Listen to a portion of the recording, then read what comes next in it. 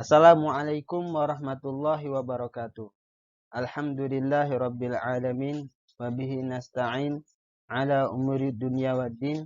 Summa salatu wassalamu ala ashrafil anbiya wal mursalin. Sayyidina Muhammadin wa ala alihi wa sahbihi ajmain amma ba'd. Yang kami hormati Ibu Hajah Arihimawati SAG MPD sebagai selaku dosen pengampu mata kuliah Kaidah Tafsir Stilistika, dan tidak lupa teman-temanku yang saya banggakan. Pada kesempatan kali ini saya sendiri, Muhammad Afdal Mulyadi, dari mahasiswa Ilmu Al-Quran dan Tafsir UIN Raden Mahasiswa Surakarta, akan menjelaskan analisa kaidah tafsir dalam surah Al-Baqarah. Baik, kita akan mulai menganalisa kaidah tafsir dari surah Al-Baqarah pada ayat 67 dan 72 yang berbunyi, A'udzubillahi minasyaitonirrajim. Bismillahirrahmanirrahim. Wa idh qala Musa liqaumihi innallaha ya'murukum an tadhbahu baqarah. Qalu atattakhidhuna huzwa. Qala a'udzu billahi an akuna minal jahilin. Artinya, dan ingatlah ketika Musa berkata kepada kaumnya, Allah memerintahkan kamu agar menyembelih seekor sapi betina. Mereka bertanya, apakah engkau akan menjadikan kami sebagai ejekan? Dia Musa menjawab, aku berlindung kepada Allah agar tidak termasuk orang-orang yang bodoh. Dan dalam ayat 72 yang berbunyi, wa idh qataltum nafsan faddaratum fiha wallahu mukhrijum ma kuntum taktumun. Yang artinya, dan ingatlah ketika kamu membunuh seseorang, lalu kamu tuduh-menuduh tentang itu, tapi Allah menyingkap apa yang kamu sembunyikan. Tafsiran dari ayat 67 dan 72 kita dapat melihat dalam kitab tafsir Jalalain, yang mana kitab ini menerangkan pada ayat 67 bahwasanya ketika Musa berkata kepada kaumnya, yakni ketika di antara mereka itu seseorang yang terbunuh, sedangkan mereka tidak tahu siapa pembunuhnya. Lalu kaum Musa ini meminta kepada Musa untuk memohon kepada Allah agar dia dapat memberitahukan siapa pembunuhnya itu. Maka dia memohon, lalu katanya, sesungguhnya Allah menyuruh kamu menyembelih seekor sapi betina. Mereka menjawab, apakah kamu hendak menjadikan kami sebagai bahan ejekan? Artinya, suruhan kamu itu akan menyebabkan kami menjadi sasaran olok-olok dan tertawan orang-orang. Musa menjawab, aku berlindung. Maksudnya, aku tidak sudi kepada Allah akan menjadi golongan orang-orang yang jahil, yang suka berolok-olok. Tatkala mereka ketahui bahwa Nabi Musa itu bersungguh-sungguh, sedangkan tafsiran pada ayat 72 yaitu, dan ketika kamu membunuh seseorang manusia, lalu kamu tuduh-menuduh tentang hal itu, asalnya faddaratum, lalu tak diidghamkan kedal yang berarti bertengkar dan saling menuduh, sedangkan Allah menyingkapkan dan memperlihatkan apa yang kamu sembunyikan tentang persoalan tersebut. Kalimat ini merupakan suatu interupsi dan merupakan awal kisah dari ayat sebelumnya. Selanjutnya kita akan menganalisa kaidah tafsir pada kedua ayat tersebut. Dan di mana dalam penafsiran di atas kita dapat menemukan kaidah tafsir yang sesuai, yaitu adalah takdim dan takhir. Sebelumnya itu, apa itu takdim dan takhir? Takdim dan takhir itu sendiri merupakan meletakkan suatu kata di awal atau di akhir dari tata bahasa aslinya. Sebab adanya urgensi tertentu dan terjadi karena banyak sebab yang dapat diketahui secara mendalam pada buku-buku tata bahasa Arab.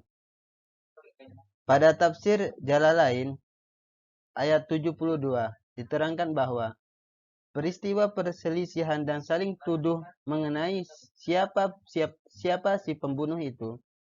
Sedangkan ayat 67 itu menjelaskan kapan peristiwa itu terjadi, yaitu sebelum Nabi Musa alaihissalam menyampaikan kata-katanya dalam surah 6 ayat dalam ayat 67.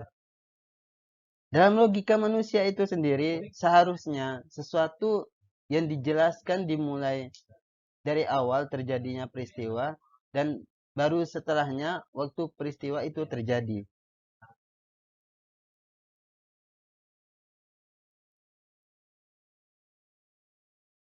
Dari analisa kaidah tafsir ayat 67 dan 72 dalam surah Al-Baqarah itu, kita dapat mengetahui bahwa pentingnya kaidah tafsir takdim wa ta'khir pada kedua ayat itu. Yang mana pada kedua ayat itu menjelaskan kepada para mufassir yang suka menggali lebih dalam sebab-sebab mengapa suatu kata didahulukan dan dikemudiankan. Kebanyakan dari mufassir yang mendalami kaidah tersebut jatuh pada tingkat pemaksaan makna yang tidak dibenarkan oleh ulama kita. Sebenarnya tidak ada aturan baku mengenai takdim wa takhir ini, baik itu dalam Al-Quran maupun bahasa Arab. Karena sesuatu yang didahulukan kadang-kadang sebab seringnya terjadi mulianya sesuatu dan bahkan sulit untuk menentukan sebabnya. Mengenai hal itu, maka kita perlu teliti tentang kaidah ini dengan mengetahui dengan jelas alasan pendahuluan dan pengakhiran kata atau kalimat tanpa ada pemaksaan makna di dalamnya.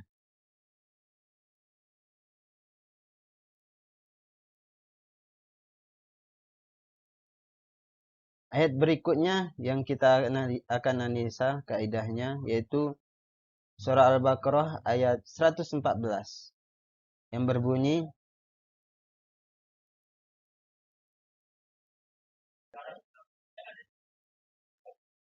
وَمَنْ أَظْلَمُ مِمَّنْ مَنَعَ مَسَاجِدَ اللَّهِ أَنْ يُذْكَرَ فِيهَا اسْمُهُ وَسَعَى فِي خَرَابِهَا أُولَئِكَ مَا كَانَ لَهُمْ أَنْ يَدْخُلُوهَا إِلَّا خَائِفِينَ لَهُمْ فِي الدُّنْيَا خِزْيٌ وَلَهُمْ فِي الْآخِرَةِ عَذَابٌ عَظِيمٌ. Yang artinya, dan siapakah yang lebih zalim daripada orang yang melarang di dalam masjid-masjid Allah untuk menyebut namanya dan berusaha merobohkannya. Mereka itu tidak pantas memasukinya kecuali dengan rasa takut kepada Allah. Mereka mendapat kehinaan di dunia dan di akhirat mendapat azab yang berat.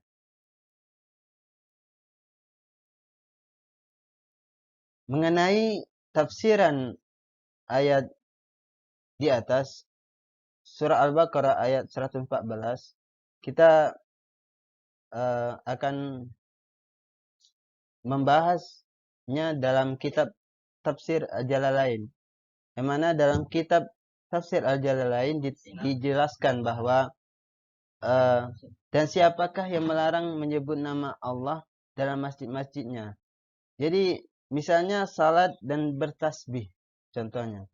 dan berusaha untuk merobohkannya, baik dengan jalan meruntuhkan masjid itu maupun dengan menggagalkan orang-orang untuk mengunjungi dan memasuki masjid.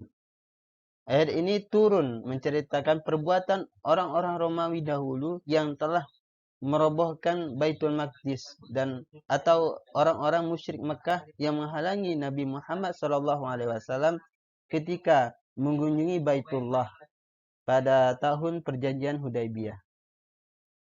Mereka itu tidak sepatutnya memasukinya kecuali dengan rasa takut.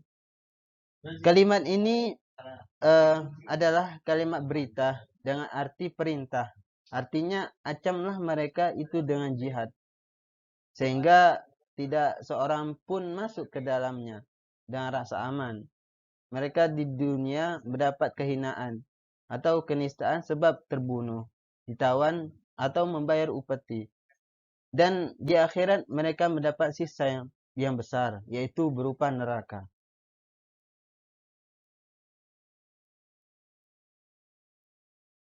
Dalam penafsiran di atas, kita dapat menganalisa bahwa ayat di atas mengandung kaidah tafsir ayat istifham, yang mana kaidah tafsir yang sesuai dengan penafsiran di atas adalah kaidah tafsir istifham. Yang seperti kita ketahui bersama bahwa istifham merupakan kata permintaan yang berbicara kepada lawan bicaranya agar di dalam pikirannya tergambar sesuatu yang ditanyakan yang belum ia pahami. Imam Al-Zarkashi menerangkan bahwa jika Allah yang maha mengetahui segala sesuatu bertanya kepada makhluknya tentang sesuatu, maka hak yang ditanyakan itu bermaksud menegaskan dan mengingatkan bahwa mereka sebenarnya mereka itu mengetahui. Dan dalam kitab Al-Burhan jilid 2 halaman 327, Imam Az-Zarkashi membedakan istifham menjadi dua, yaitu salah satunya istifham bimakna al-khabar, yang artinya istifham yang mengandung arti berita. Istifham yang mengandung arti berita ini terbagi lagi menjadi dua macam, yaitu istifham inkari dan takriri. Nah, istifham inkari ini merupakan pertanyaan yang dimaksudkan untuk menegaskan bahwa sesuatu yang ditanyakan itu tidak mungkin terjadi. Dapat pula sesuatu yang ditanyakan terjadi tetapi pelakunya ini tercela. Jawaban dari istifham inkari itu sesuatu yang pasti, yaitu penolakan atau peniadaan. Adapun pengertian dari istifham takriri ini adalah pertanyaan yang dimaksudkan untuk menegaskan bahwa sesuatu yang sering ditanyakan adalah sesuatu yang nyata. Dan jawabannya merupakan pengakuan atau penegasan bahwa apa yang ditanyakan adalah sesuatu yang nyata atau benar adanya. Nah, dalam penafsiran di atas,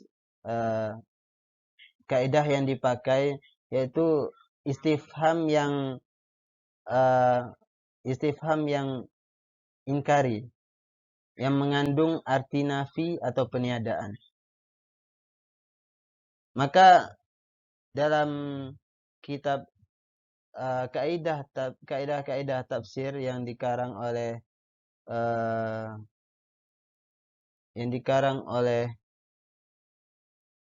Salman Harun menerangkan bahwa makna yang terkandung pada pertanyaan itu bahwa tidak ada yang lebih aniaya dari orang yang menghalang-halangi menyebut namanya di masjid-masjid Allah dan berusaha merobohkannya. Mengenai ayat ini ada riwayat mengatakan ayat ini turun berkaitan dengan upaya kaum musyrik Makkah yang menghalangi orang muslim memasuki kota Makkah dan bertawaf di Masjid Al-Haram. Kata merobohkan masjid di sini bukan hanya berarti menghancurkan bangunannya, tetapi bisa menghalangi fungsi yang sesuai dikehendaki Allah, seperti beribadah. Beribadah itu dapat berupa sholat di masjid itu tersebut, ataupun sekedar iktikaf di masjid. Baik, untuk urgensi kaidah tafsir istifham sendiri, kaidah tafsir istifham ini sangatlah penting kita pelajari bersama, bahwa kita atau dalam kalimat istifham atau kalimat pertanyaan ini tentu banyak sekali tersimpan makna yang mendalam dan perlu penafsirannya. Maka penting sekali untuk dipahami oleh mufassir dalam mengkaji makna-makna, terutama kaidah tafsir, kaidah istifham ini, untuk menemukan makna yang sebenarnya pada kata istifham.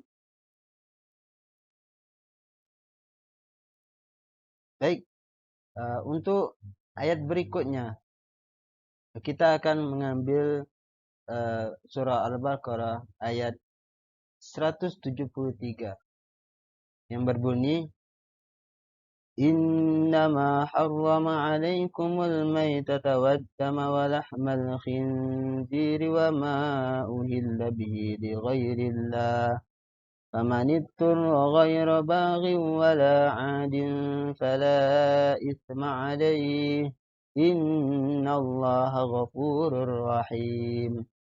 Yang artinya, dan sesungguhnya Dia hanya mengharamkan atas kamu bangkai, darah, daging babi, dan daging hewan yang disembelih dengan menyebut nama selain Allah.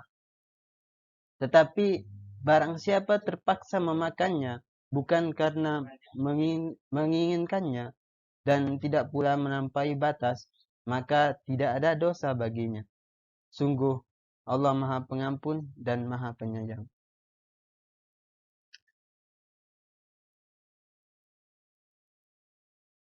Kaidah tafsir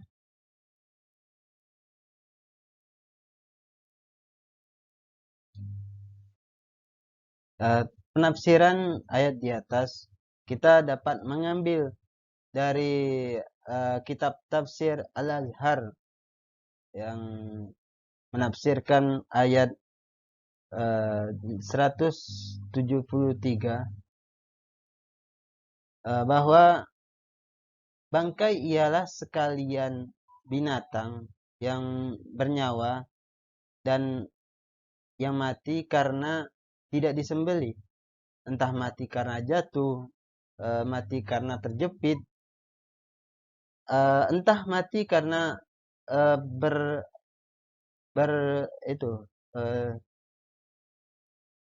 karena berebut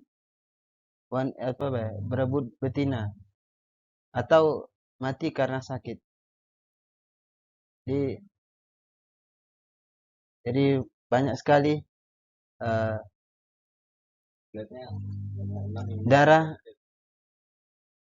itu ialah sekalian macam darah, walaupun darah binatang yang mati karena disembelih. Sedangkan daging babi yang seperti ketahui, seluruh di tubuhnya itu haram, baik babi yang liar maupun babi yang telah dipelihara, injina, itu haram hukumnya. Menurut keterangan ahli tafsir Al-Qurtubi, adalah ijma atau sepakat antara ulama bahwa seluruh babi haram kecuali bulunya. Ini karena bulu itu tidak dapat dimakan, ya, tidak dapat dimakan, tapi bisa kita manfaatkan bulunya. Jadi dalam akal sehat pun dapatlah menerima bahwa bangkai memanglah jijik dan keji. Sekarang datang agama memberitahukan bahwa itu kita memakan bangkai itu tidak baik untuk kesehatan. Tentang binatang bangkai ini, ahli kesehatan memang telah menyuruh kita agar hati-hati, sebab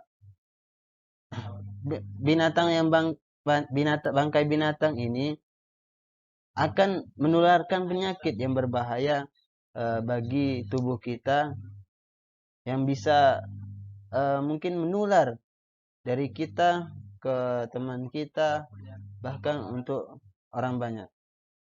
Jadi banyak sekali mudarat atau bahaya dari memakan bangkai. Selain itu, meminum darah atau memakan darah yang telah dibekukan, yang digulai atau digoreng, ini merupakan kebiasaan orang yang belum maju atau primitif dalam cara makan, ya. Yang mungkin bisa jadi karena kebiasaan atau memang sulitnya mendapatkan makanan seperti sayuran atau buah-buahan. Jadi biasanya mungkin yang tinggal di daerah padang pasir. Dan pula masih seperti manusia yang hidup di gua batu dan zaman purba. Jadi kayak orang yang di dalam suku pedalaman, ya, biasanya. Mereka mempunyai kebiasaan yang memang kalau bagi kita aneh, ya. Tapi bagi mereka itu sesuatu yang wajar dan bahkan tradisi mereka.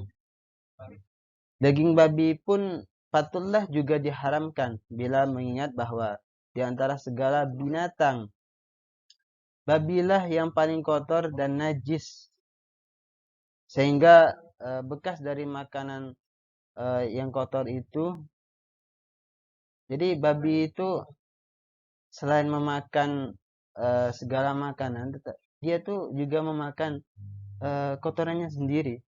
Jadi tafsir ini menerangkan bahwa babi itu memakan segala makanan termasuk kotorannya sendiri yang dapat mempergemukkan badannya. Dan ini juga tidak patut kita contoh.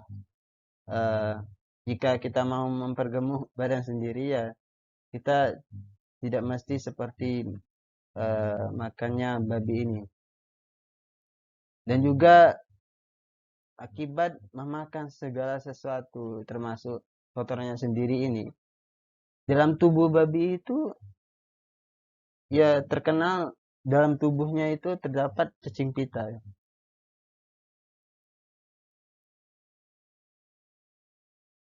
Tapi walaupun dari sekian mudarat dari daging babi, dari daging bangkai, tapi dalam Islam terdapat pengecualian, yaitu dalam ayat, namun barang siapa yang terpaksa, bukan melanggar dan bukan melampaui batas, maka tidak ada dosa bagi atasnya. Terpaksa di sini karena tidak ada lagi makanan yang lain, sehingga kalau seseorang tidak memakan itu, dia bisa mati kelaparan. Dan pada waktu itu maka pada waktu kelaparan yang dahsyat ini, maka rukhsah itu maka hadirlah rukhsah atau kemudahan untuk seseorang. Jadi sesuatu yang haram menjadi boleh ketika uh, sesuatu itu darurat. Ya, jadi ada rusanya, yaitu rusa di sini artinya keizinan memakan yang terlarang itu, yaitu semata-mata karena mempertahankan nyawanya, bukan sampai kenyang ya, sampai kenyang mukbang itu. Jadi sampai dia kembali bertenaga. Jadi tidak boleh dia uh, sampai dia kenyang, uh,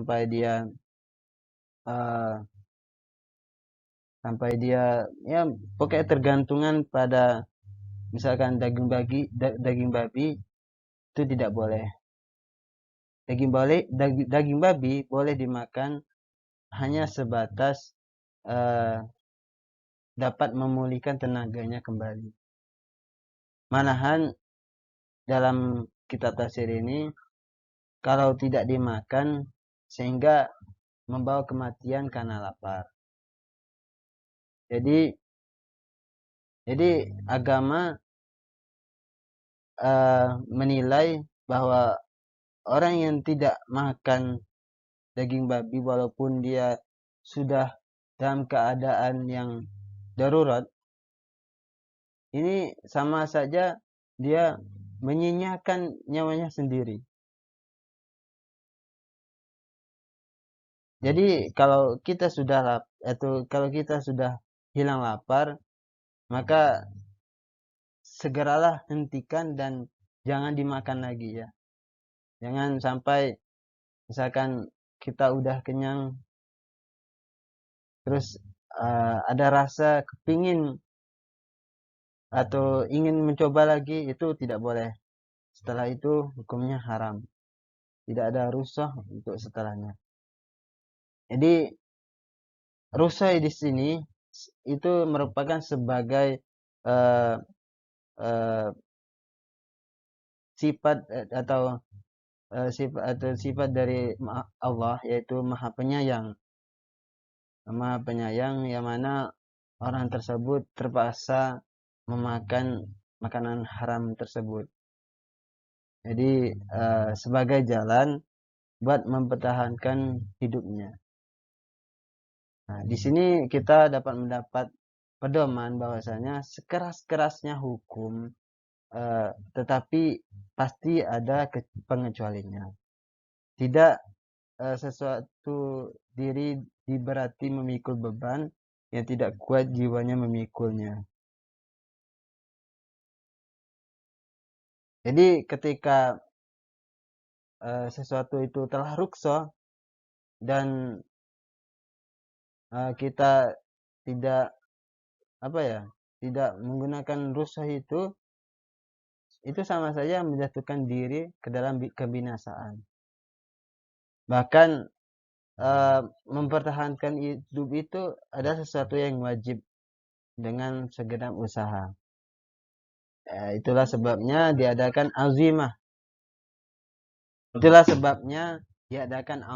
Yaitu kekuatan wibawa hukum. Tapi di samping itu ada rukhsah, ya, pengecualian atau dispensasi terhadap hukum itu. Cuk, kerekam tadi. Waduh. Enggak. Sayang. Enggak, delete slide-nya. Yang di satu slide. Bisa. Oh. Yang itu tadi terekam kok.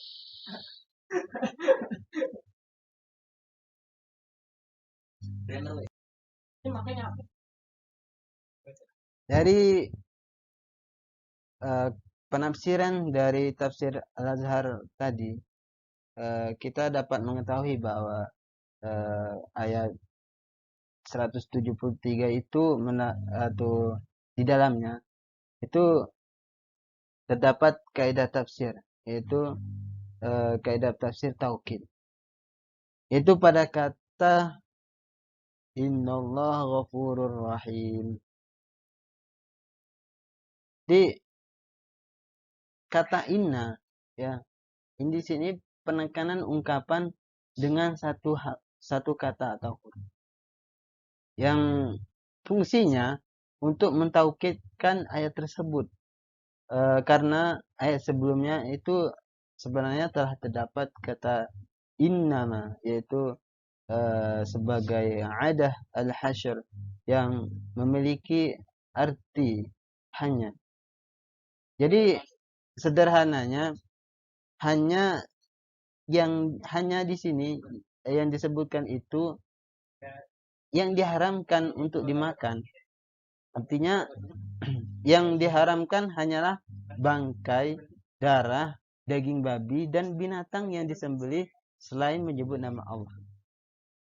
Tapi ketika keadaan darurat datang, tidak ada lagi makanan dan bila kita tidak memakannya, makanan-makanan yang diharamkan itu, kita dapat mati kelaparan. Maka makanan yang telah diharamkan tadi itu dibolehkan memakannya, tetapi sebatas untuk bisa mempertahankan hidup. Jadi setelah kembalinya energi kita untuk melanjutkan aktivitas atau hidup, itu adalah batasannya. Tidak boleh melebihi itu. Ketika melebihi itu, maka menjadi haram hukumnya. Jadi ungkapan tadi dapat membuat orang ragu sebenarnya. Karena dalam satu segi ayat mengharamkan hal tertentu, sedangkan dalam ayat lainnya membolehkannya. Jadi masalah kemungkinan timbul keraguan itu haruslah mendapat perhatian. Untuk itu keraguan perlu dihilangkan dengan kata taukid ini, yaitu inna, sesungguhnya. Yang mana Allah benar-benar akan mengampuni dan menyayangi mereka yang terpaksa atau darurat melakukan memakan makanan yang haram tersebut dalam keadaan yang benar-benar genting, ya. Bukan sekedar pengen nyoba-nyoba. Kalau nyoba-nyoba itu tidak boleh. Jadi dari penerangan penjelasan tentang kaidah taukid di atas, kita sendiri dapat mengetahui bahwa dari analisa ayat itu bahwa taukid itu sangatlah penting untuk menegaskan atau menghilangkan keraguan pada ayat sebelumnya, yang mana taukid ini bisa memperkuat makna yang sudah ada sebelumnya. Baik, demikianlah penjelasan kaidah tafsir atau analisa kaidah tafsir dalam surah Al-Baqarah. Semoga kita dapat mendapatkan hikmah dan ilmunya. Mungkin cukup sekian. Mohon maaf atas segala kehilafannya. Assalamualaikum warahmatullahi wabarakatuh.